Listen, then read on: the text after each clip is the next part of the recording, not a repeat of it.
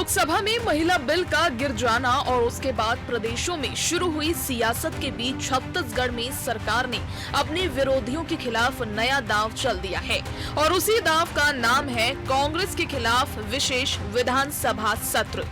महिला प्रतिनिधित्व बढ़ाने को लेकर छिड़ी बहस के बीच महिला आरक्षण रोकने के लिए विपक्ष के खिलाफ भाजपा सरकार इस विशेष सत्र के अस्त्र का इस्तेमाल करने वाली है। जल्द ही इस विशेष सत्र के जरिए महिला बिल्कुल रोकने का ठीकरा कांग्रेस पर फोड़ा जाएगा और कांग्रेस के खिलाफ निंदा प्रस्तावित पारित होगा। बीजेपी के इस ऐलान ने सियासत में नई हलचल मचा दी है। महिलाओं के साथ, माताओं के साथ, बहनों के साथ बहुत बड़ा अन्याय हुआ है। इंडी गठबंधन ने जिस तरह से आदरणीय मोदी जी उनको देश के विकास में 33% नेतृत्व सुनिश्चित कर रहे थे और विधेयक को पास नहीं होने दिए, तो ये बहुत बड़ा पाप है और पूरे देश की माता बहनों में बहुत आक्रोश है और विधानसभा में भी इसके लिए एक निंदा प्रस्ताव पास करेंगे। इधर विपक्ष को बीजेपी का ये विशेष सत्र बड़ा राजनीतिक अस्त्र नजर आ रहा है और इसीलिए इस विशेष सत्र की उपयोगिता पर कांग्रेस ने सवाल उठाए हैं। इसे कांग्रेस मुद्दे से भटकाने की कवायद करार दे रही है। जब 2023 में पारित हो चुका है राज्यसभा में, लोकसभा में, फिर क्यों देरी करना? हम सब तैयार हैं और हम तो अभी बोल रहे हैं, अभी भी हम तैयार हैं दीदी, वर्तमान में भी तैयार है कि तुरंत के तुरंत 33% महिलाओं को आरक्षण दे दिया जाए। हम मांगना चाह रहे हैं अपना अधिकार। 543 सीट है और 543 सीट में 33% महिलाओं को आरक्षण अभी के अभी वो लागू करे। ध्यान भटकाने के लिए एक समस्या खड़ी कर दो, काल्पनिक। अरे जो संविधान पारित हो चुका, लोकसभा राज्यसभा पारित हो गया, तो उसमें संशोधन करने की क्या जरूरत है? उसको एज इट इज लागू कर दीजिए ना। और अभी आप जनगणना कर रहे हैं, उसमें आप जो संशोधन करना चाहें पूरे देश को विश्वास में लेकर आगे बढ़िए, वो काम आपसे हो नहीं रहा है। फिलहाल महिला आरक्षण को लेकर छिड़ी सियासत के बीच जब नई बहस इस बात की है कि क्या संवैधानिक प्रावधानों का प्रयोग राजनीतिक नफा नुकसान के लिए किया जा रहा है, विशेष सत्र का सीधा लाभ लेने की कोशिश है या फिर महिला आरक्षण की लड़ाई को सड़क से सदन तक लड़ने की कोशिश। देखना होगा कि भाजपा का विशेष सत्र का शस्त्र कितना काम करता है। Bureau report, TV24 Raipur.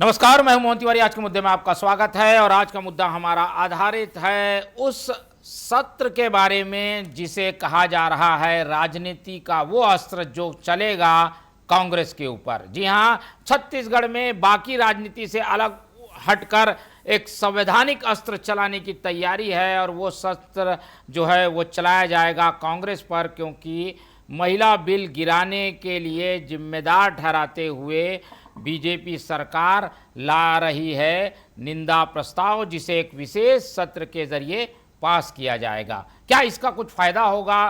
क्या ये सियासी रूप से एक मैसेज देने की कोशिश है या फिर इस विशेष सत्र में कांग्रेस ही कुछ उलटफेर कर उल्टा दांव जो है बीजेपी पर चल देगी? इन्हीं सब सवालों के जवाब आज इस पूरी डिबेट में हम खोजने की कोशिश करेंगे। उससे पहले मिल लेते हैं उन मेहमानों से जो इस चर्चा में हमारे साथ हैं। हम बहुत स्वागत करेंगे। हमारे साथ मौजूद हैं इस पूरे मामले का राजनीतिक विश्लेषण शेयर करने के लिए राजनीतिक विश्लेषक और जाने माने एक्टिविस्ट मिथिलेश मिश्रा जी, बहुत स्वागत है आपका। कांग्रेस का पक्ष रखने के लिए हमारे साथ है रवि गवलानी जी, बहुत स्वागत करेंगे आपका। बीजेपी का पक्ष रखेंगे रविंद्र सिंह जी, बहुत स्वागत है उनका भी। तो तीनों मेहमान हमारे साथ जुड़ चुके हैं। अब सीधे बात करते हैं बीजेपी से और उनसे समझने की कोशिश करते हैं कि राजनीति सड़क पर चल रही है वो हमें दिखाई देता है, बयान चल रहे हैं वो भी हमें सुनाई देता है, लेकिन अब ये विशेष सत्र बुलाकर आप लोग मतलब गरियाने का एक और मौका जो है उसे भी नहीं छोड़ना चाहते हैं। कांग्रेस को कितना कटघरे में खड़ा करेंगे, क्या पूरी तरीके से कॉर्नर में लाने की तैयारी है क्या आप लोगों की? 100% कांग्रेस को कटघरे में खड़े करेंगे। महिलाओं का उन्होंने अपमान किया है और इंडी ने बिंदी का अपमान किया है ना। अब सबसे बड़ी बात यह है, विशेष सत्र बुला के आवाज बंद रही है। अच्छा, बोलिए बोलिए। विशेष सत्र बुला के निंदा प्रस्ताव पारित करना एकदम आवश्यक है, ताकि पता चल सके कि कैसे कांग्रेस ने अपराध किया है। आप मुझे बताइए, जब 2032 में जो लागू होगा, यही परिसीमन, यही महिला आरक्षण हम क्या चाह रहे थे 2029 में हो जाए, क्या तकलीफ है भाई? 2023 में भी हुआ है, उसमें एक शर्त जुड़ा हुआ है कि परिसीमन होगा, आरक्षण होगा, वो 2032 में होना तय है। हम यही चाह रहे थे। कांग्रेस को क्या आपत्ति थी?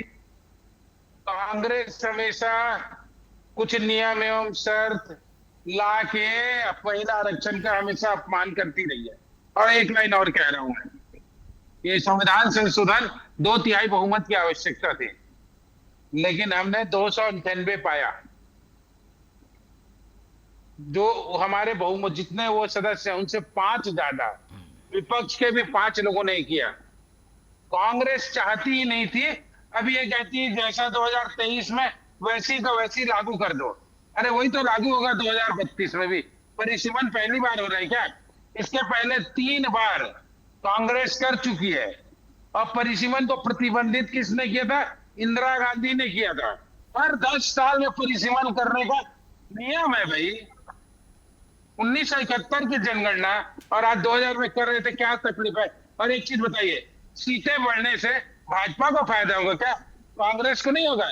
जो जनता के हित में काम करेगा उसको फायदा होगा। 850 सीट हो जाएगा तो भाजपा को फायदा होगा। कांग्रेस मेहनत करेगी उसको होगा। इनको डर किस बात का था? महिला आरक्षण के साथ परिसीमन का जोड़ना आवश्यक है, इसलिए हम उसको ला रहे थे। कांग्रेस महिला आरक्षण कभी नहीं चाहती, नहीं तो हमेशा 70 साल से सरकार में रही है, ला देती है। अब ये विशेष सत्र की क्या जरूरत है? इसका कोई छत्तीसगढ़ से लेना देना तो है नहीं। छत्तीसगढ़ कोई प्रस्ताव पास करके कोई अपनी बात रख दे, ऐसा भी नहीं है। केवल कांग्रेस की निंदा करना है, इसलिए ये संवैधानिक अस्त्र का इस्तेमाल कितना जायज है? किए ना पाप, इसलिए तो जरूरी है। साथ दे देते इसको पास करने में, क्या दिक्कत है? निंदा प्रस्ताव नहीं, हम तारीफ प्रस्ताव पास कर देते। मोदी जी ने कहा कि मैं ब्लैंक चेक दे रहा हूं, आप फोटो छपा लेना भैया, आपने प्रस्ताव का आप श्रेय ले लेना। उन्होंने लोकसभा में कहा कि बड़े बड़े अखबारों में विज्ञापन दे देना, हमने महिला आरक्षण दिया है। हम निश्चित रूप से तारीफ प्रस्ताव कर देते, प्रशंसा प्रस्ताव कर देते थे। आज करेंगे, ताकि भविष्य में आने वाली पीढ़ी जाने कैसे महिलाओं के साथ इस इंडी गठबंधन ने बिंदी का अपमान किया। रिकॉर्डिंग रहेगी, विधानसभा के सत्र में रहेगा कि कांग्रेस का पाप पूरे देश की जनता ने देखा और देश की विधानसभाओं ने उनके विरुद्ध निंदा प्रस्ताव पास किए। ठीक है, चलिए, ये अपने तर्क बीजेपी लेकर आई है, इसे समझने की कोशिश करते हैं। अब कांग्रेस के पास क्या बचा है? मुझे तो लगता नहीं है कि सत्र में जब भी घोषणा होगी कांग्रेस शामिल भी होगी, क्योंकि प्रस्ताव उनके खिलाफ है और उनके खिलाफ ही उनको सुनना पड़ सकता है। तो ऐसे में क्या स्ट्रेटेजी रहने वाली है रवि जी कांग्रेस की? देखिए मोहन जी, पहले आप इस विषय को गंभीरता से समझिए। 2023 में सरकार एक बिल लेकर के आती है, नारी शक्ति वंदन अधिनियम, जिसको सर्वसहमति से हर कोई पारित करता है। और वो ये कहता है कि 1/3 of the seats will be reserve for the females. और उसमें SC ST की भी बात होती है, लेकिन OBC की उसमें जिक्र नहीं होता है। बात यह निकलती है, उसमें 2 कंडीशन आती है, एक डिलिमिटेशन, दूसरा सेंसस। आप मुझे ये बताएं, ये सरकार आज 2026 में फिर महिला आरक्षण की बात क्यों कर रही है, जब 2023 में यह बिल पारित हो चुका है? बात निकली जनगणना। सरकार एक तरफ कहती है कि हम लोग जातिगत जनगणना कराएंगे, वो भी कब? जब कांग्रेस पूरे देश में इस बात को उठाती है तो सरकार दबाव में आके कहती है कि हम उठाएंगे। तो आज सबसे पहले यह बताया भारतीय जनता पार्टी कि जनगणना कराने से पीछे क्यों भाग रहे हैं। और दूसरी बात, इस नए बिल की अगर आप बात करते हैं, फिर से इसमें ओबीसी का कोई जिक्र नहीं है। बार बार दो मिनट रविंद्र जी, ओपनिंग स्टेटमेंट में न मैंने आपको टोका था ना आप मुझे टोकिए। ओबीसी के जिक्र न पहले वाले बिल में करते हैं ना अब करते हैं। कांग्रेस कह रही है कि ओबीसी का जिक्र करो तो ये कहते हैं कि कांग्रेस महिलाओं के खिलाफ है। मैं आपसे पूछना चाहता हूं कि आप लोग ओबीसी के खिलाफ क्यों हैं? आप लोग हर बार बिल लेकर के आते हैं और ओबीसी क्यों नहीं लेकर के आते हैं? एक तरफ आप 2023 में कहते हैं कि जनगणना कराएंगे, हम लोग बहुत जल्द जनगणना कराएंगे और उसके बाद लागू करेंगे। आप लोग जनगणना से पीछे क्यों भाग रहे हैं? कांग्रेस ने पहले भी महिला रिजर्वेशन लाया है, आज भी महिला रिजर्वेशन के साथ है। मोहन जी प्रथम प्रधानमंत्री देश की इंदिरा गांधी जी रही, महिला थी। सोनिया गांधी जी सबसे ज्यादा पिछले, अगर जब से देश आजाद हुआ है उसके बाद से बात करेंगे तो राष्ट्रीय अध्यक्ष रही हैं। मीरा कुमार जी जो लोकसभा की स्पीकर रही वो भी कांग्रेस पार्टी से रही। पहली मुख्यमंत्री रही सुचिता कृपलानी जी, या बाद में शीला दीक्षित जी, वो भी कांग्रेस पार्टी से रही। देश की प्रथम महिला राष्ट्रपति प्रतिभाताई पाटिल बनी तो भी कांग्रेस के प्रस्ताव से, कांग्रेस के समर्थन से। कांग्रेस 92-93 में भी जब पंचायती राज की बात निकली रिजर्वेशन को कांग्रेस लेकर के आई। 2010 में जब पहली बार यह बिल पास हुआ उस समय भी कांग्रेस की सरकार लेकर के आई थी। कांग्रेस की मंशा तो पहले दिन से साफ है, हम तो महिलाओं के पक्ष में हैं, उनके रिजर्वेशन के पक्ष में हैं। भ्रम भारतीय जनता पार्टी फैला रही है, लोगों को दिग्भ्रमित भारतीय जनता पार्टी कर रही है। अगर किसी को देश से माफी मांगनी चाहिए तो भारतीय जनता पार्टी को माफी मांगनी चाहिए, इनके नेताओं को माफी मांगनी चाहिए। गौलानी जी, लेकिन जो प्रस्ताव 23 में पास हुआ है, अगर उस प्रस्ताव को माने तो पहले जनगणना होगी, फिर परिसीमन होगा, काफी समय लग जाएगा। हो सकता है ये 33 में ही लागू हो पाए। जल्दी लागू करने के लिए संशोधन जरूरी था, वो संशोधन प्रस्ताव लाया गया। मोहन जी एक बात बताइए, सबसे पहली कंडीशन थी जनगणना। हर 10 साल में जनगणना होती थी। जब नहीं थी मोहन जी, एक मिनट आप मेरी बात को सुनिए, आप एक वरिष्ठ पत्रकार हैं। जब संसाधन नहीं थे, जब टेक्नोलॉजी इतनी बेहतरीन नहीं थी, आर्टिफिशियल इंटेलिजेंस भी नहीं था, तब जनगणना अच्छे से हुई है। और आज जब सारी सुविधाएं हैं, टेक्नोलॉजी अपने चरम पर है, तो आज भारतीय जनता पार्टी कह रही है कि हम जनगणना नहीं करा पा रहे हैं। ये सीधी सीधी बात है, ये कराना नहीं चाहते हैं। इनकी सोच, इनकी मंशा में खोट है, इसीलिए ये चीजें हो रही है। अगर अभी कांग्रेस की सरकार होती ना, हम आपको जनगणना करा के देते कि जनगणना कैसे होती है, सारी चीजें पहले ओपनिंग कमेंट के प्रवक्ता वो मान चुके हैं कि बीजेपी नहीं करेगी, इसलिए इधर उधर की बातें करके डिफेंड कर रहे हैं। उसमें होते रहेंगे। एक ओपनिंग कमेंट्स हम मिथिलेश जी का भी सुन लेते हैं, फिर आऊंगा रविंद्र जी। मिथिलेश जी, क्या लग रहा है ये जो स्थितियां बन रही हैं, विशेष सत्र भी लाया जा रहा है, मतलब राजनीति फुल हो रही है इसमें, और जो नहीं हो रहा है वो ये है कि आरक्षण लागू अभी नहीं हो पाएगा। देखिए मोहन, आरक्षण इस देश में बहुत विवादास्पद मुद्दा पहले से रहा है। आप जानते हैं आरक्षण किन वर्गों को मिलना चाहिए था और किन वर्गों को मिल रहा है, और कैसे आधार पर आरक्षण रचित किया गया है। बड़ा विवादास्पद विषय है। सुप्रीम कोर्ट भी बार बार ये बताती रही है कि कहाँ कैसे होना चाहिए। वर्तमान में मैं इसे ऐसा मानता हूँ कि जब सुप्रीम कोर्ट हमें कहता है कि हम जेंडर इक्वालिटी मानने वाले लोग बने और सब लोग बराबर हों, सारे लोग एक तरफ से सारी सुविधाएं और उपयोग अवसर को प्राप्त करें, उसमें लिंग भेद करके नए अवसरों की रचना करना अपने आप में देखना होगा कि क्या समाज पर प्रभाव डालेगा। बहरहाल राजनीति की बात करें तो स्वाभाविक है कि सरकार जो है अपने विस्तार को लेके काफ़ी संवेदनशील है, और वो ये चाह रही है कि अगर अवसरों में बढ़ोतरी हो रही है तो ये समाज के निचले तबके तक, महिलाओं तक, वंचितों तक जाए।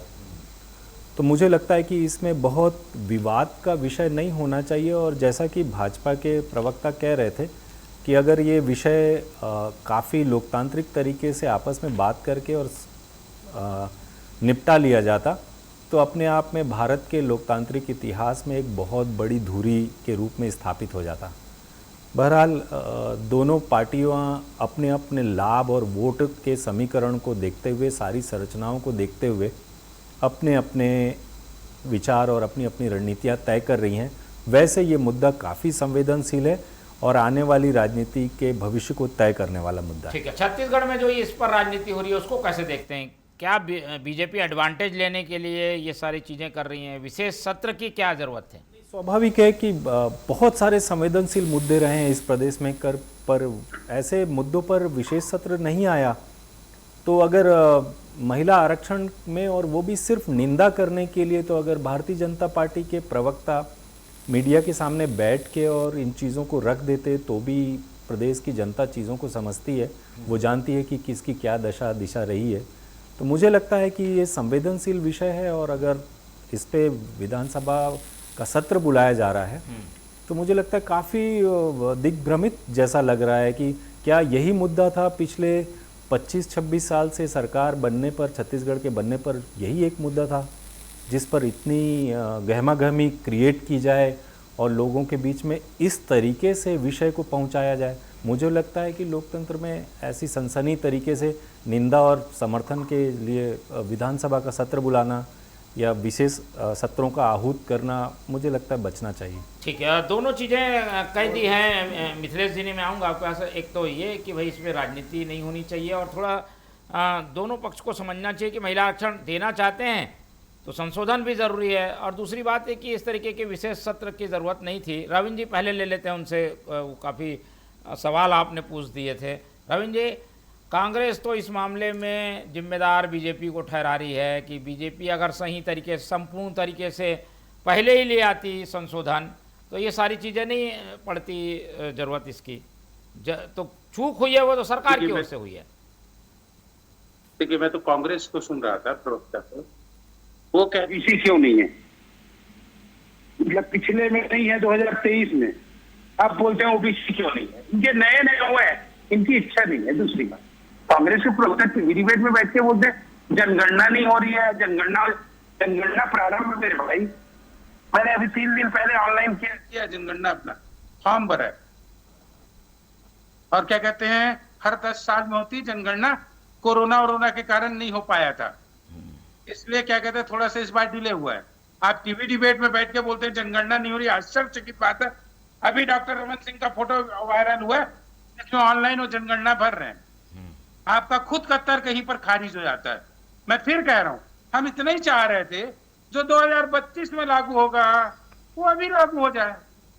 परिसीमन तो पहले भी कांग्रेस 3 बार कर चुकी ना, और जब जनगणना 1971 के आधार पे है वो परिसीमन 2011 के आधार पे होगा, सीट बढ़ेगी, क्या तकलीफ है? उससे आरक्षण आएगा महिलाओं का।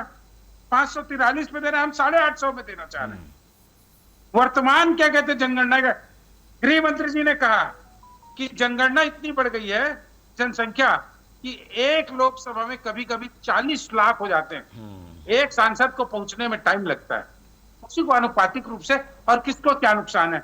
50%। जैसे छत्तीसगढ़ में 11 लोकसभा की सीट थी तो उसका 50% बढ़ेगा। किसी राज्य को भी नुकसान नहीं था। हकीकत में एकदम ईमानदारी से कह रहा हूं ना, कांग्रेस महिला आरक्षण चाहती ही नहीं, इसलिए वो अभी भी कांग्रेस के प्रवक्ता ओबीसी डाल दो, एससी एसटी डाल दो, बिल्कुल निंदा प्रस्ताव करेंगे मोहन जी, क्योंकि आपने लोकसभा में धोखा दिया। मोहन जी मुझे बोलने दीजिए। मोहन जी, आगे जवाब सुनिए। मोहन जी ये कह रहे हैं, पहले मैं इन्हीं के पॉइंट से शुरू करता हूं कि गृह मंत्री जी कह रहे हैं कि एक लोकसभा में 40 लाख हो जाते हैं। भैया 2011 में 40 लाख थे कि 2024 के चुनाव में 40 लाख थे? जब आज की बात कर रहे हो तो आज की जनसंख्या की हम भी बात कर रहे हैं ना। जनगणना हो जाने दीजिए, 1 मिनट। अरे रविंद्र जी रुकिए, रविंद्र जी रुकिए, अरे रुकिए भैया, रुकिए रुकिए रुकिए रुकिए, अरे सुन लो सुन लो सुन लो सुन लो सुन लो। मोहन जी, कांग्रेस कहती है कि कांग्रेस कहती है युद्ध हो रहा है, आप गैस के विषय पे चर्चा कर लो तो ये कहते हैं केंद्र का विषय है। हम कहते हैं पेट्रोल पे चर्चा कर लो तो ये कहते हैं केंद्र का विषय है। हम कहते हैं बेरोजगारी पर चर्चा कर लो तो ये कहते हैं हमारे पास आंकड़े नहीं है। हम कहते हैं महंगाई पर चर्चा कर लो तो ये जवाहरलाल नेहरू पर पहुंच जाते हैं। लेकिन केंद्र सरकार गिर गई, फेल हो गई इस विषय पे, तो निंदा प्रस्ताव लेकर के आएंगे। आप मुझे बताइए, क्या यही लोकतंत्र है? क्या यही लोकतंत्र है जहां पर अगर आप लोग नाकाम हो गए तो अपनी नाकामी का ठीकरा भी जो है वो दूसरे पे फोड़ोगे? आप मुझे ये बताइए, बिल्कुल, क्योंकि आपने गलत किया है, इसलिए फोड़ेंगे आपके ऊपर। सांसद हैं, 2 मिनट सुन लीजिए रविंद्र जी, 543 सांसद हैं लोकसभा में, आपको 280 वोट भी नहीं मिले।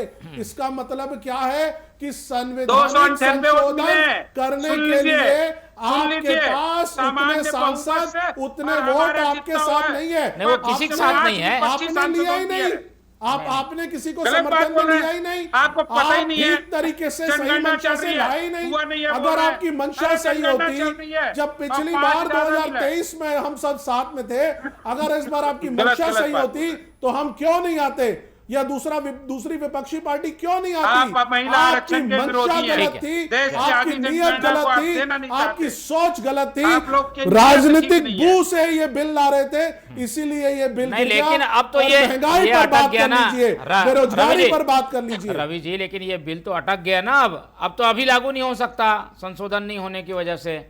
मोहन जी एक बात बताइए, बिल का प्रारूप या बिल किस तरीके से लाना है सरकार तय करके लेकर के आती है। अगर सही नियत से सरकार लाई रहती तो बिल पास क्यों नहीं होता? और 2023 का बिल तो सब मिलके पास कर ही चुके हैं, बाध्यता है ना है। अरे आप बताइए, सबसे पहली चीज है जनगणना कराइए ना, जनगणना पूरी कराइए ना। ये नहीं तो बीच में आप गलत नियत से क्यों लेकर के आ रहे हैं? और उसके बाद पूरे देश में बात क्या चल रही है, जनसंख्या की बात कर रहे हैं। मुझे बताइए, अगर साउथ के स्टेट्स जहां पर पॉपुलेशन कंट्रोल रही, जहां पर उन लोगों ने जनसंख्या को कंट्रोल रखा, क्या आज उनको हम इग्नोर कर देंगे? क्या जनसंख्या के हिसाब से छोटे राज्य या जो दक्षिण के राज्य हैं या जो नॉर्थ ईस्ट के राज्य हैं, क्या उनका हक मार देंगे? क्या यूनियन टेरिटरीज का हक मार दिया जाएगा? ऐसे नहीं होगा। प्रोपोर्शनेट रूप से, अनुपातिक रूप से सीटें बढ़ाई जाएंगी। मोहन जी, अनुपातिक रूप से ऐसे सब नहीं होता है, नंबर्स का भी खेल होता है। आप समझिए, किसी एक व्यक्ति को 1 वोट ज्यादा मिलता है ना तो वो सीट में बैठता है। अब आप बात में कहिए ना कि 49.44 आपको मिला,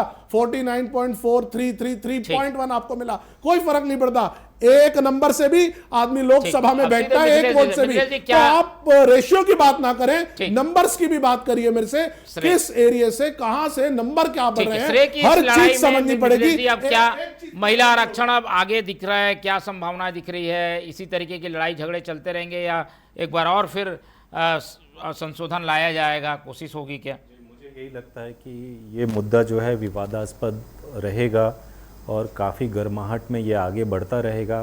कांग्रेस इसमें संशोधन की मांग करती रहेगी, ओबीसी और दूसरे वर्गों के प्रतिनिधि की मांग करती रहेगी। सरकार चाहेगी कि वो जो है अपने तरीके से इस बिल को पास करा ले और फिर इस बिल को पास कराने की उपलब्धि को लोगों के बीच में ले जाकर और आने वाले चुनावों में इसका लाभ ले। तो मुझे ये लगता है कि ये मुद्दा गर्मा गर्म रहेगा और इस तरीके से ही दोनों पक्षों के द्वारा जनता के सामने, मतदाताओं के सामने रखा जाता रहेगा। नहीं तो बिना संशोधन के तो लागू नहीं हो पाएगा, तो एक बार और किया जाएगा या जल्दी जनगणना परिसीमन सरकार? देखिए, मुझे ऐसा लगता है कि सरकार इसे फिर से एक बार आने वाले समय में जरूर संसद में ले आएगी। शायद वो ज़्यादा तैयारी करके ले आएगी, लेकिन मुझे ऐसा अंदेशा है कि सरकार इसको जरूर आने वाले समय में लोगों के सामने संसद में रखेगी। फिलहाल ये कांग्रेस के लिए नुकसानदेह हुआ ये सब घटनाक्रम या बीजेपी के लिए क्या लग रहा है? जी किसको देखिए, फायदा, किसको नुकसान? जी देखिए, फ़ायदा और नुकसान तब आपको पता चलेगा जब इस मुद्दे को लेके अगर आप चुनाव में जा रहे होंगे तो। अभी तो वर्तमान में ये एक बहस का मुद्दा है और इस तरीके से दोनों पार्टियां और दोनों तरफ के गठबंधन दल जनता के बीच में जाने के लिए इस मुद्दे को अपना मार्ग बनाएंगे। ठीक है, चलिए इस पर निगाह बना के रखेंगे हम, ताकि पता चले कि जो दावे हो रहे हैं उसमें कितनी सच्चाई है और ये जो प्रस्ताव गिरा है इसका असली फ़ायदा हो किसे रहा है। फिलहाल विशेष सत्र के अस्त्र का इस्तेमाल बीजेपी कर रही है। ये जब अस्त्र चलेगा, किस पर गिरेगा, किसको घायल करेगा, ये सब हमारी निगाह में रहने वाला है। चर्चा के लिए आज समय इतना ही है, इसलिए चर्चा यहीं खत्म करते हैं। हमारे साथ मिथिलेश जी जुड़े, उनका धन्यवाद। रवि जी ने समय दिया, उनका धन्यवाद। रविंद्र सिंह हमारे साथ बने रहे, उनका बहुत बहुत धन्यवाद। तो तीनों मेहमानों को धन्यवाद कहते हुए आज की ये चर्चा यहीं ख़त्म करते हैं और आप लोग से रखते हैं उम्मीद कि आप लोग देखते रहेंगे TV24। रखिए अपना बहुत ख्याल। नमस्कार।